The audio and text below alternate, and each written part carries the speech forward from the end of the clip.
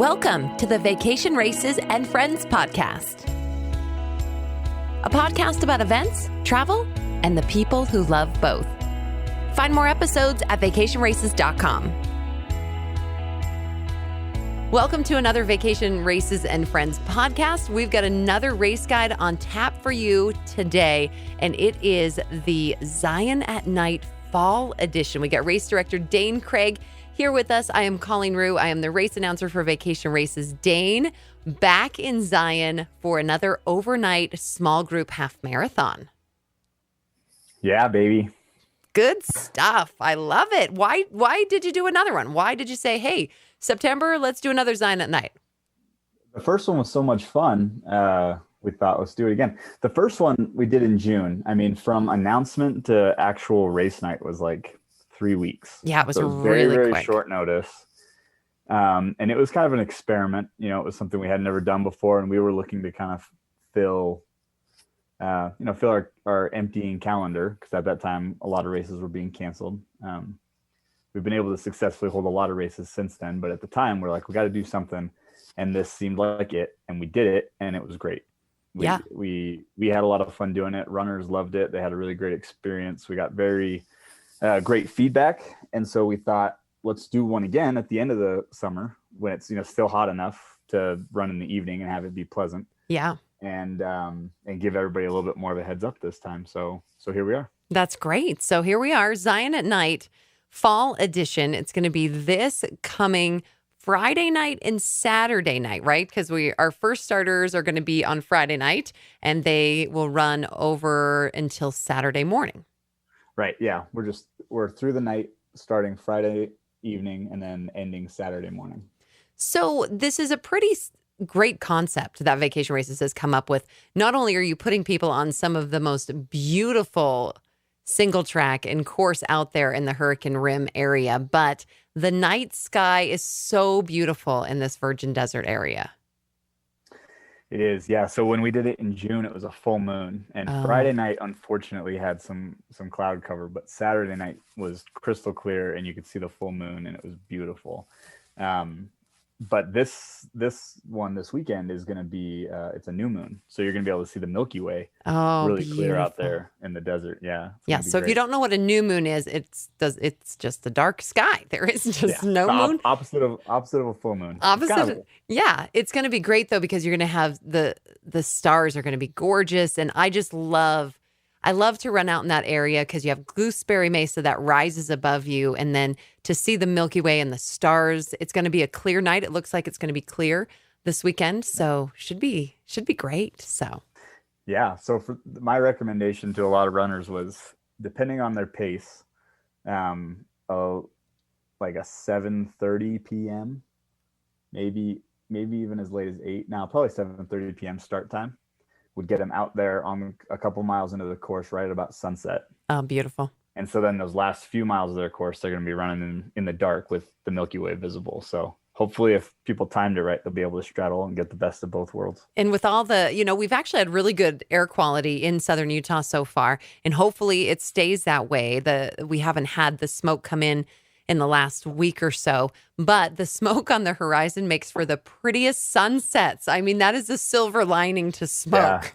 Yeah, that's Yosemite always has the prettiest sunsets if you go up to Glacier Point, because it's like catching a little bit of that smog in California. It's true. It's sad. It is but sad. It also makes for some pretty skies. It does. So you'll get some pink sunsets if you're able to see that. Or if you're just running at night, you're going to get beautiful stars and just a beautiful. Make sure to download like a sky map or something on your phone so that you can because the other day we were in Tennessee the other day, Dane, and we were talking about some stars and trying to figure out which ones were planets and which ones were, just other constellations. And it's so helpful when you can pull up that sky map and the star map. Yeah, you knew it, Colleen. I did. I did. Which one was Mars? It was Mars, because Mars is very orange in the sky right now. So I'm sure you guys are going to see Mars and Venus out this weekend. And it's going to be good. All right, let's dive into this race guide, Dane. And let's talk about how the process is going to work with the runners. Every runner has a time allotted for them to start. Correct. Yeah. Everybody, when they registered, selected a starting time, and that we have start times every half hour, and we limited it to 50 people per half hour. not every start time is full. Sure. Some are obviously busier than others. But generally how it would work, let's pick 7 p.m. as your start time. So Colleen, let's say that you're running and you signed up to run at 7 p.m. Friday night. Yeah, Friday night. You could show up. We'd recommend showing up about 15 minutes before. Okay. And parking. So about 6:45.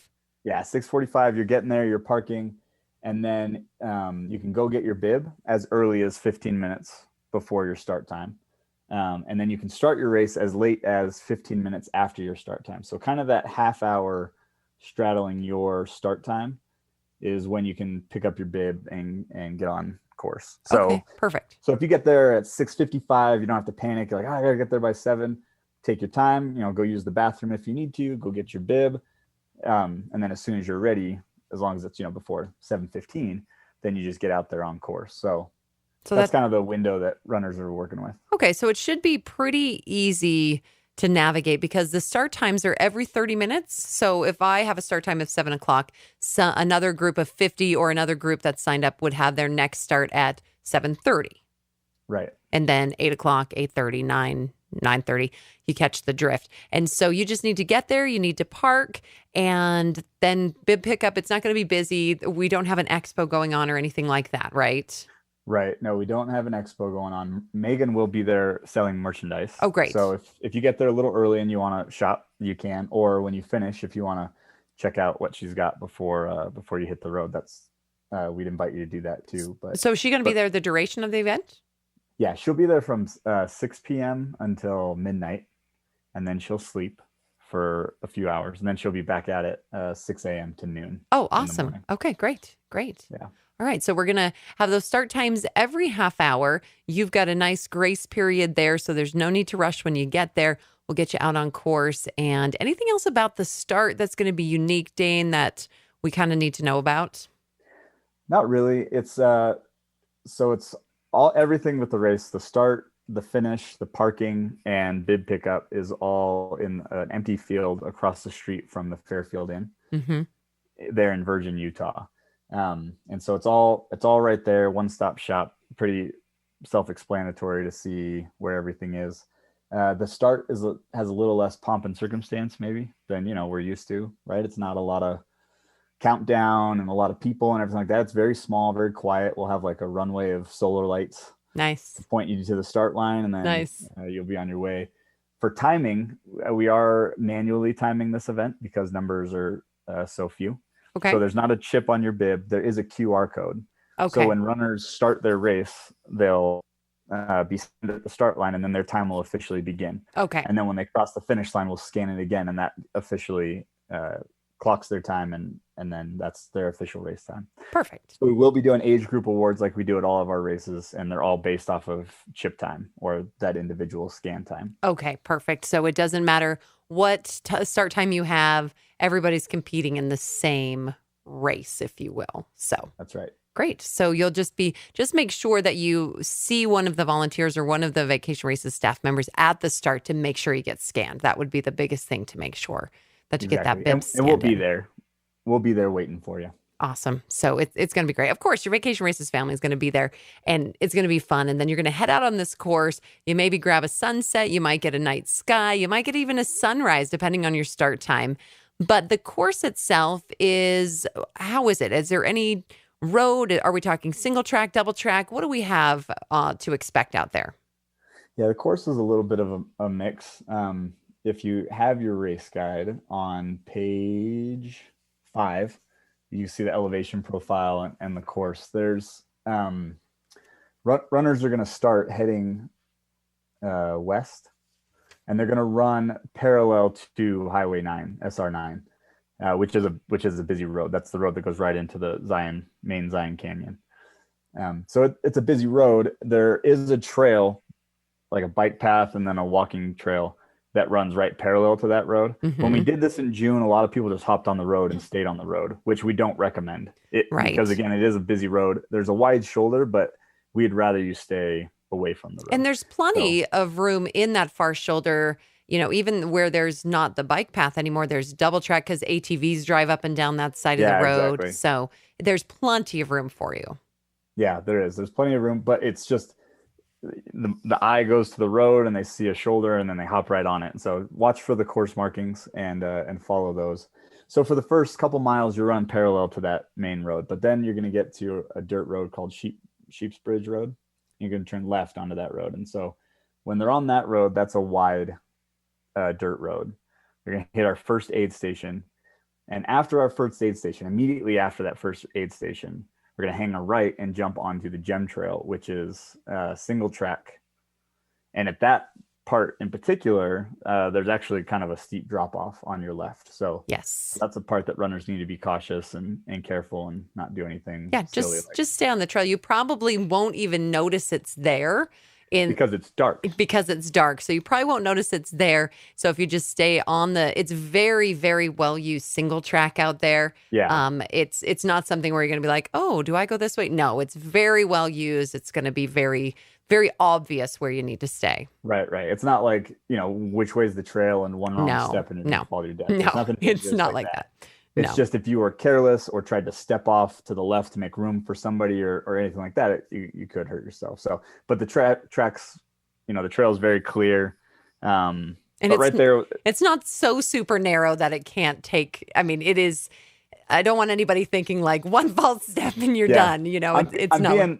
You're being extra cautious. I'm being overly cautious because in June I was underly cautious. I did not draw enough attention to it, and there were some people that were uncomfortable with it or had they, they wish they would have known. So putting it out there. No, and that's good to know. It is very safe. Nobody got hurt in June. We don't expect anybody to get hurt tonight, but just so you're aware, there's just a little bit of a drop off on your left once you take that right after the aid station. So just be careful around there. But again, like Colleen said, it's dark. You won't even see it. Yeah. That headlamp looking straight forward. Just stay with the course markings. Stay with the course markings. So you're going to get onto that gem trail right after the first aid station. What's going to be at that first aid station, Dane? Yeah, so at all the aid stations, we're going to have water and gnarly electrolyte drink and honey stinger energy gels and toilets. So you're going to have everything you need right there. Everything you need. Yeah. And 3 aid stations on course. And that's our first one right there on Sheep Bridge Road. So then after you hop on that single track, you're going to run a couple miles to our second aid station, which is called the Virgin Desert Aid Station. And that's going to be all single track to that point. Yeah, it is. You're right. So single track to that point. And then from there, it's a little bit of a mix of single track and then a little bit wider across some dirt roads. You run through some washes, which is, again, a spot that people got a little confused at. A lot of times in the desert, for those not familiar with running in the desert, when there's a lot of precipitation, it runs into an area which feeds down into a nearby river, in this case, the Virgin River. And we call those, a wash. And a lot of times it looks like a trail because water's flowed through there. Right. And so it's washed out rocks and debris and plants and things like that. So we think it's a trail and it's not a trail. Right. You don't want to follow the wash. And so the trail will be really well marked, but there's one wash in particular there after that second aid station that runners cross through that goes for a while. And so they start to doubt themselves crossing through it. And they think, I should be turning down this way. And you shouldn't turn that way. We're going to heavily mark it more so than we did in June, but and are the markings are they reflective and things like that? So easy to pick up? Yeah. Our trail markings are pink. They're hot pink. So when you've got daylight hours, you can see them, but at the nighttime, it's also got reflective ribbon on it. So your headlamp should light the way. Pick them up. And yes. You'll pick up those ribbons. Sometimes in my experience it's almost easier to stay on course at night because you're not distracted by everything else. You're picking up those reflections and you're able to see them. You really get tunnel vision on the trail and you keep seeing those reflective tape. Yes. And so follow those markings and you're going to be just fine on those markings for sure, because we will have it marked really well for you. So after that kind of wash section, double track section, you're going to come to a third aid station. And that aid station, again, is going to be stocked with everything you need. And then from that third aid station, just running back into the finish, kind of coming back not the same way you left it. Is that correct? Yeah, exactly. So it'll make sense when you see it, but if you head out of the field where we're starting to the road, and then we just do a big loop and then we come down the hill down a bridge to the finish into the same place where you started from. So if you've ever been to our Zion Half Marathon in the spring, the bridge that we're talking about is actually the bridge that you start that half marathon on. So that's the actual bridge there. If you've ever been to our other race, that is kind of the sister race to this one, the road race that takes you into Zion Canyon. So 3 aid stations, everything's going to be there for you. Is there going to be course support as far as volunteers out there? We will have, we'll have somebody working at the second aid station. So we're going to have a couple people out there.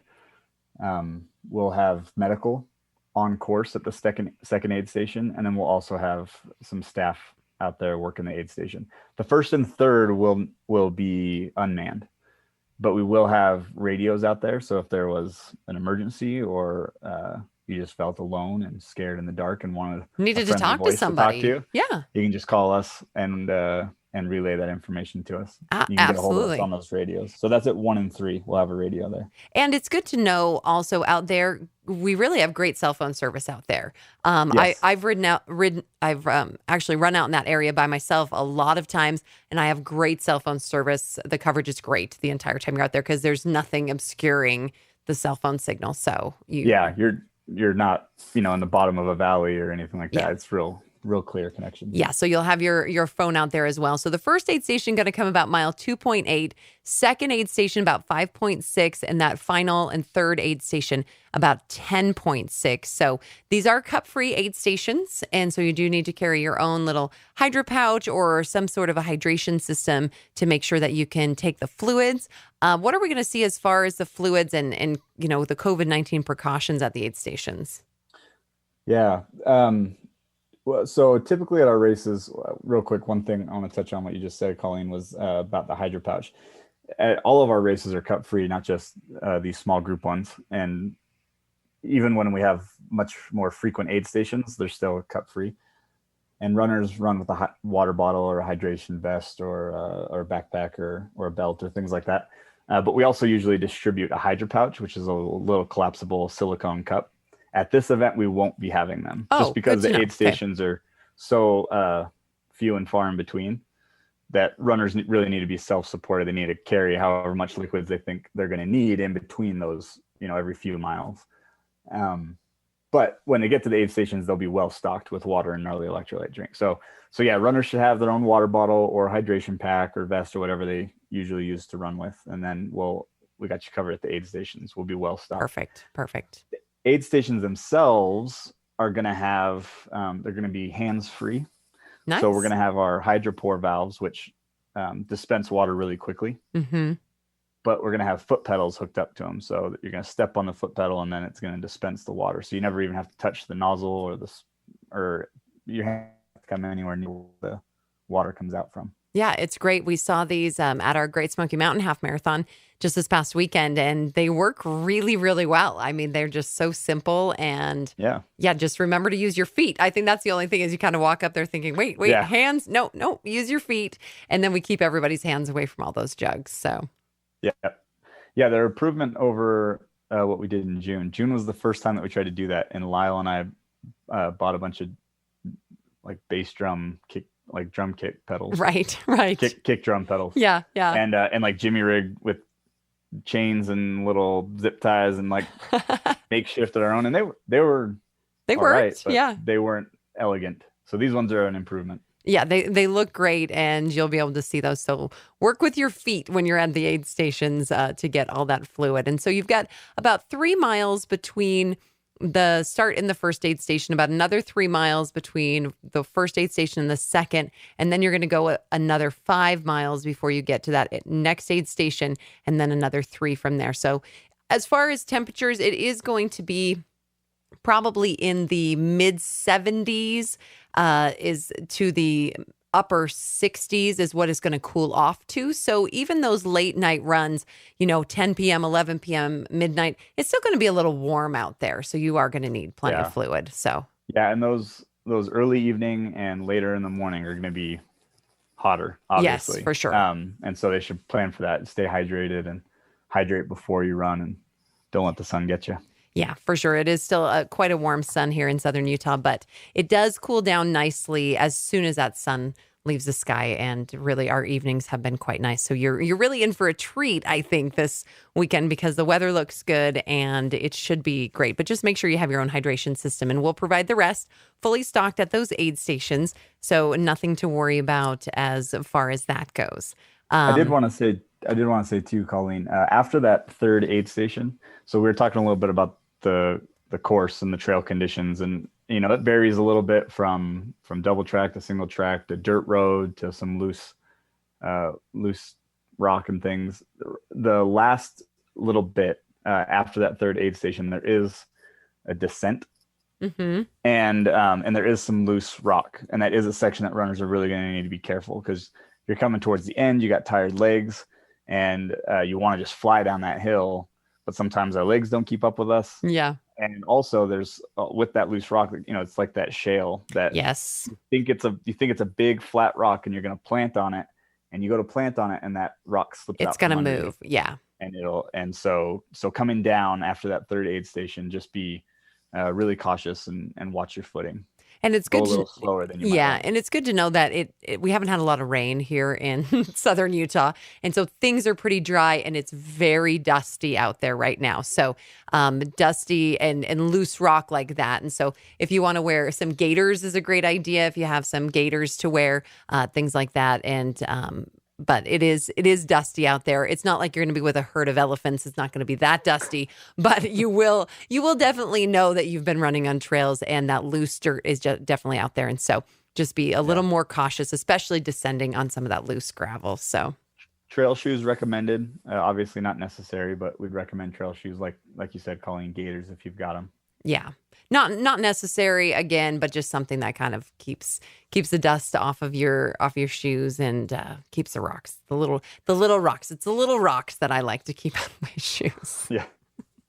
So it is a great course. It is a beautiful place out here. And if you're staying in the area, I would encourage you to go back, and we were talking about from that first aid station, once you're on the gem trail, kind of that drop off. It is a spectacular canyon to see. Yeah. It really is. Yeah, so, if you don't get to see it in the daytime, I'd recommend either going out early or coming back the next day and taking a look. Because the Virgin River kind of carves this out, and then there's some other washes that come into it that, if it is raining, create beautiful waterfalls, and it really is a beautiful rim area. And so if you have a chance, definitely check it out in the daylight, because it is something to see, and it's nice and high above the Virgin River and just beautiful right there.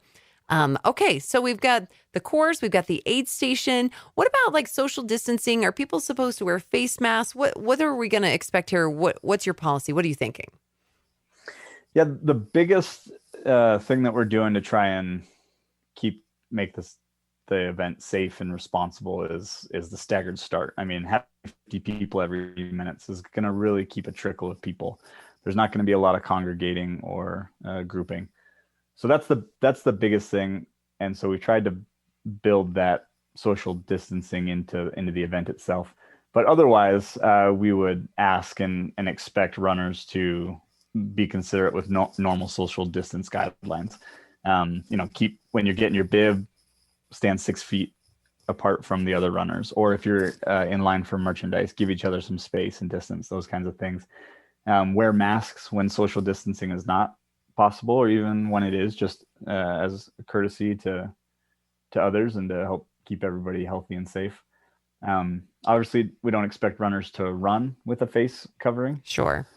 But when getting bibs, when in the merchandise tent, when in the start line queue, when in the finish line queue, wearing a face covering is expected, is mandatory. So a lot of runners I've seen, if this is your first, post-COVID or amidst the COVID live event. Still in COVID. Yeah. A lot of, and you're wondering what to do. A lot of runners I've seen will run with a buff. Yes. And then, because it's just right there. And then as soon as they cross the finish line and they're around other people, then they just pull it right up, or wear it until they cross that start line and then they drop it down.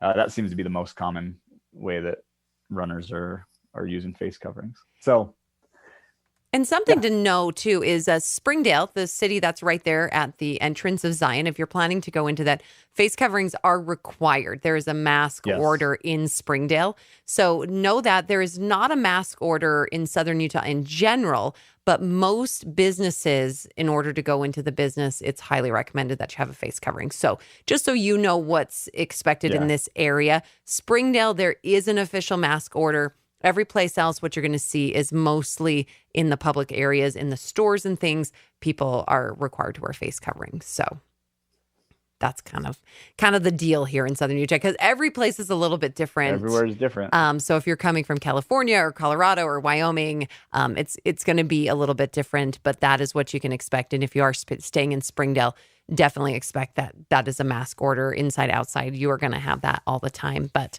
we're going to keep you safe, and we're going to have a great time this weekend and get you out on some beautiful trail under a beautiful night sky. And there's not going to be an awards ceremony, but we will be sending out age group awards. So 5 deep in those age groups. And of course, overall and masters will have those, and you'll get a little care package. After that, everything's based off of that time that we scan you in and we scan you out at the start line. And yeah. Anything else, Dane, that you can think of as far as the course? And what about spectators? What if I have people coming with me? So the course is not spectator friendly. So don't try and get out there on trail to cheer on your runner. And to be honest, the finish line isn't overly spectator friendly either. I mean, again, we're trying to avoid, the big thing for these events when trying to be compliant is crowds. So we're trying to avoid gathering and congregating. And the finish line is obviously one of those places that we all like to gather and congregate. And so we're going to ask you not to, or at least to do so briefly and then move on your way. You'll get your finisher's medal and then you kind of move on. Yes, of course. And your chocolate milk and your banana and your finisher food box. And you can even use the restroom if you'd like. Yeah. We're not going to kick you out. No. But we're just saying, if it gets a little busy, maybe you're like, it's like when you're at a restaurant and you've paid your check and you're just hanging out with your friends. And you're just hanging out in the booth. And then you start to realize you're like, I think they want us to leave. We've been here for a while. We might give you that little side eye. So spectators they're welcome at the finish line, but what we don't want is spectators hanging out for an hour while they wait for their runner. So what they can do is download the RaceJoy app. Yes. So there's instructions on how to do that in the race guide, but the RaceJoy app is an app that in order for it to work, in order for you to track your runner, both the spectator and the runner need to download it and turn it on their phones. Yes. So then a runner will activate it and leave the app open while they run. And then RaceJoy uses their GPS to show where they are on course. And it works really well. Spectators can watch. Yeah, it works really well. Yeah, it works great. And you've got great service out there on the trail. And so RaceJoy, RaceJoy, you can find that on page 8 in our race guide if you want to look at that. And as an extra, I'm working to put together some fun messages and things that if you're using RaceJoy and you're wearing your headphones, you'll also hear some messages and some interesting facts about the area. And, you won't feel so lonely because, I can be in your ears at the same time. I'll be right out there with you. I'll be right there with you. So it'll be great. So the RaceJoy app. So make sure that your spectators download that, and then they'll know when you're coming to the finish line, and they'll know when you're close, and then they can come out from the car or from the hotel, and they can meet you at the finish line. So yeah, perfect. What about course maps? We have course maps on Avenza as well. Yeah, we do. So Avenza is another app that you can download. And this one's more for the runners themselves. So Avenza is an app where you can search for maps, not just our maps, but our course maps are on there, and you download them. So it doesn't matter what your service is like out there. It uses your GPS to show where you are in relation to our course map. It's very handy. Very useful. You can be in that wash like we talked about a little bit ago and be like, oh, am I really on the course? You can pull up that Avenza map and it's going to put a dot exactly where you are and whether you're on that little blue line that you're supposed to be on or whether you're off it. And it's really, really helpful. So yeah. So I always qualify that by letting people know, use that obviously in conjunction with course markings. Absolutely. Because like any of these GPS apps, when you zoom in all the way, your blue dot might be just a hair off 20 feet off of the actual course line, which doesn't mean that you're necessarily off course. It could just be that there's an error, it's not syncing up properly. So this is this is very helpful if you get wildly off course. Yes, it really is. You can see, oh, I'm off, and you turn around and go back, and I can see where that junction was that I missed or things like that. Again, the course is very well marked. If you look on page 7, we've got a picture of what the trail marking ribbons look like, and those will be clipped onto bushes and things all along the way. So you can see the pink and the silver is that reflective tape. The course will be very, very well marked. At any confusing junctions or intersections, will have cones and arrows and Signs and things like that. Yeah. Things that say don't go this way, and you shouldn't go that way if it says don't go that way.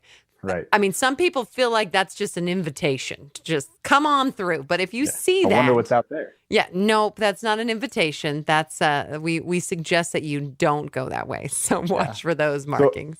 So Avenza is like course insurance. It's just like just in case. Yep. You miss some markings, or you take it wrong, or you get lost in that wash, like I was saying. Pull out your map and look at it on Avenza, and you're like, oh, here's where I need to go. And you'll be all set. And so Avenza, it's Avenza, Avenza Maps. You can find that and download that on your device.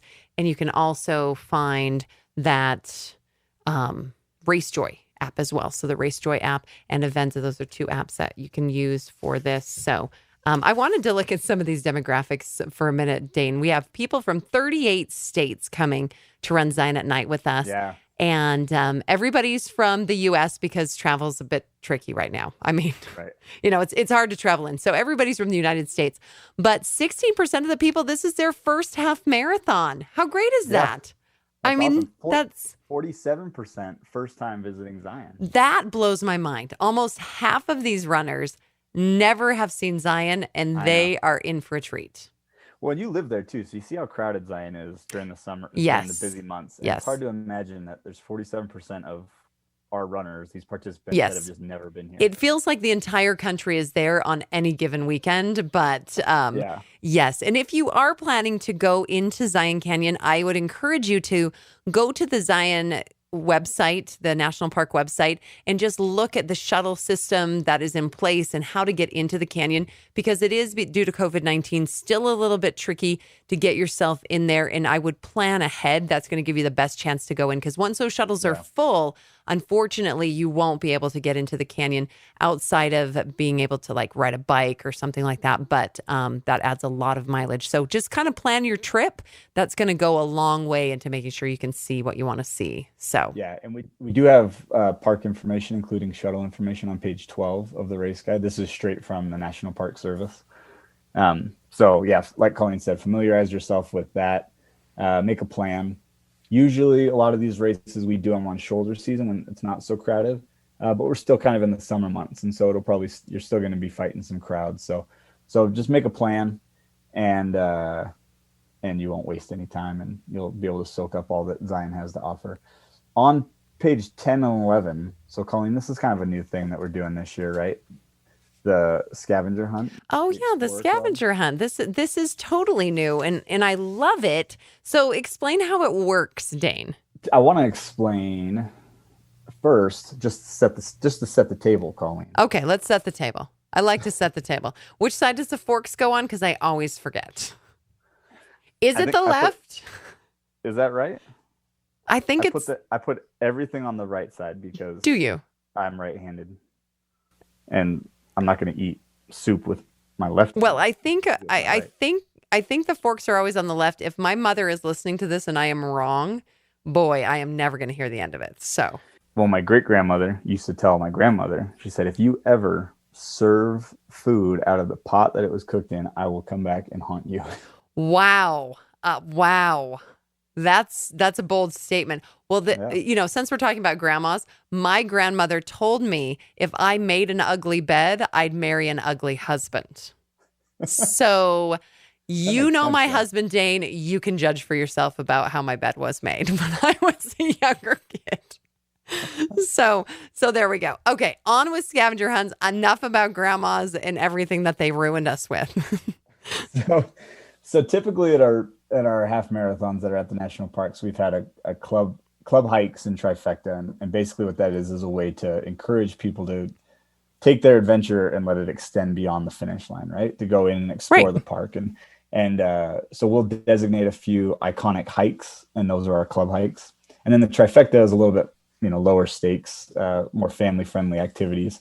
Anyway, they get extra swag for doing it. So, you run your race, and then within 72 hours of running your race, we encourage runners to go into the park and hike Observation Point, or we used to do Angel's Landing, but that's too crowded. We don't do that one anymore, but that's just an example. Sure. So what we're starting to do, and we've rolled it out at a couple races and try to get some feedback, and this is one of them, is you see on page 10 and 11, we call it our Zion Explorer Club.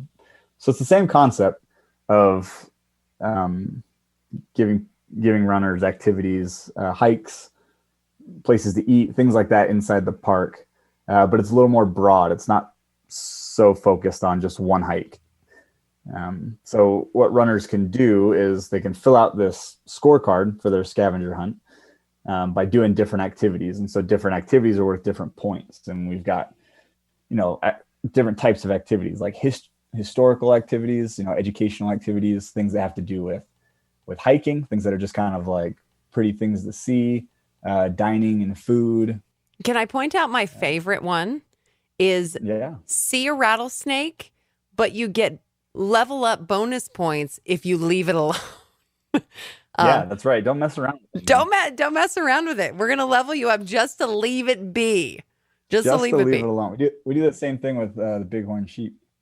Oh, and I have to say, I was driving from the Kanab side. We had gone over to Bryce Canyon as a family just on Labor Day weekend, and we were coming over through East Zion. There were rams and bighorn sheep all over the place. Oh, yeah. All over the place. It was easy to see them. And were they...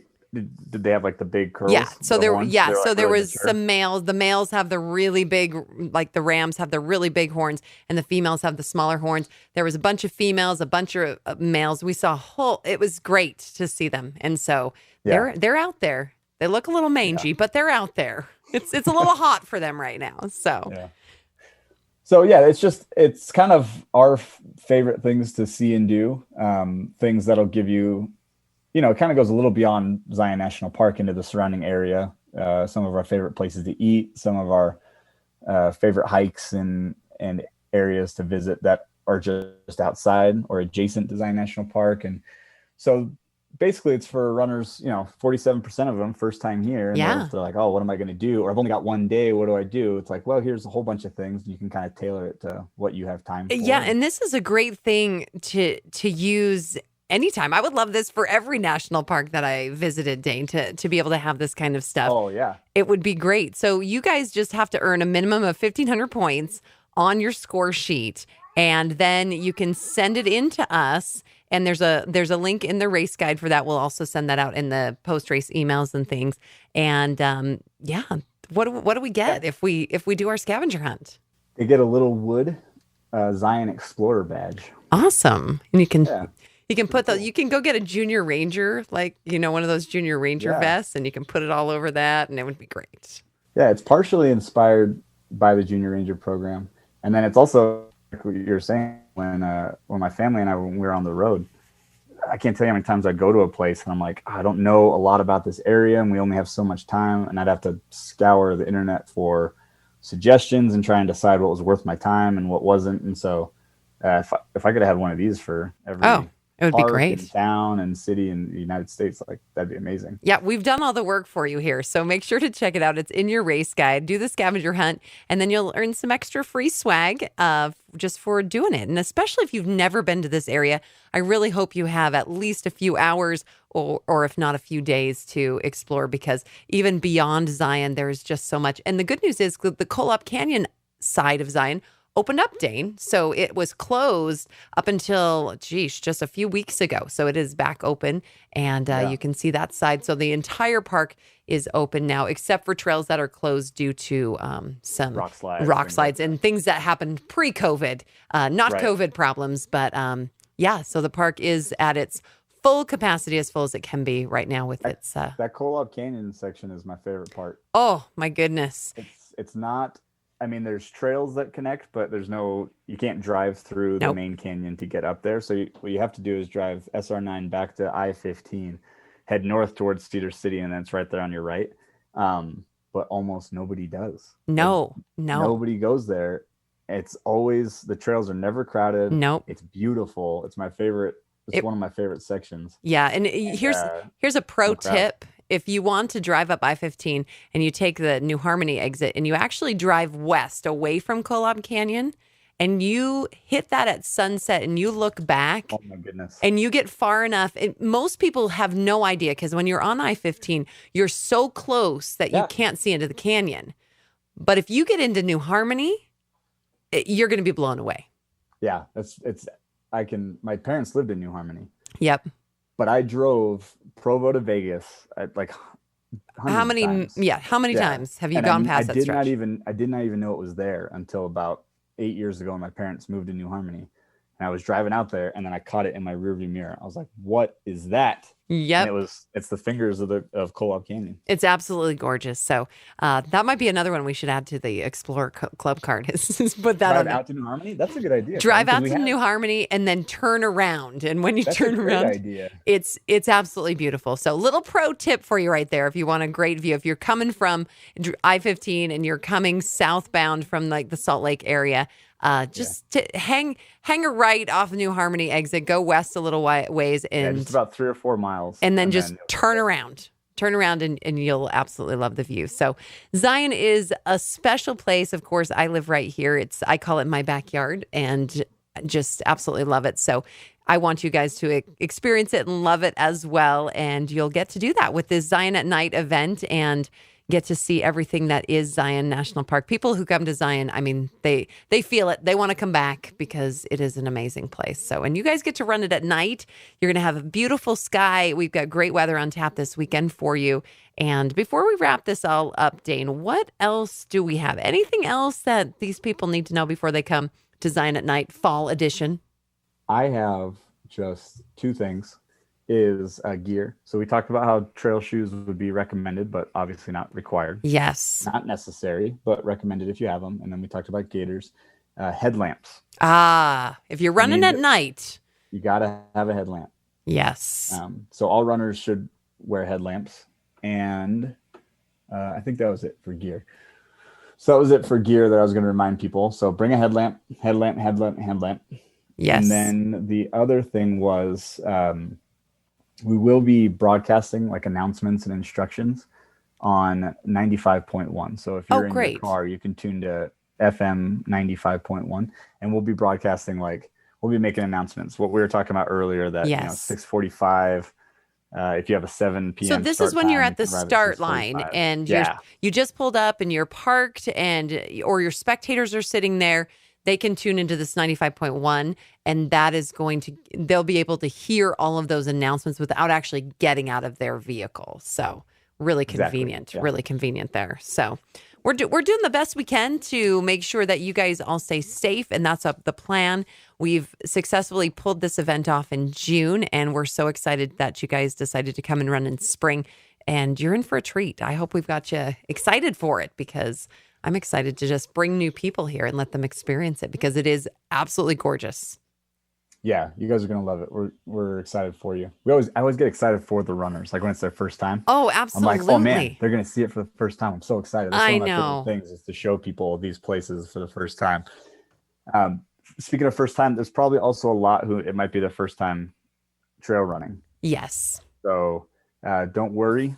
No. Trail running is amazing. It's very different